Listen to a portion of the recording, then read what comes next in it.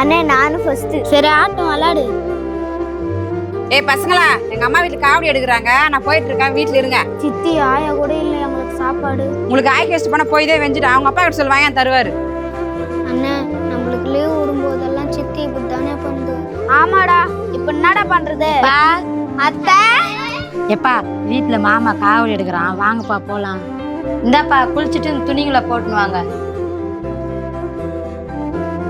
ஹரோஹரா ஹரோஹரா ஹரோஹரா ஹரோஹரா. போதும் போதும் அத்தை. ஐ சாப்பாடு சாம்பார் பொரியல் அப்பளம் வடை. நாங்க இதெல்லாம் பார்த்தே ரொம்ப நாளாச்சு அத்தை. சரி சாப்பிடுங்கப்பா.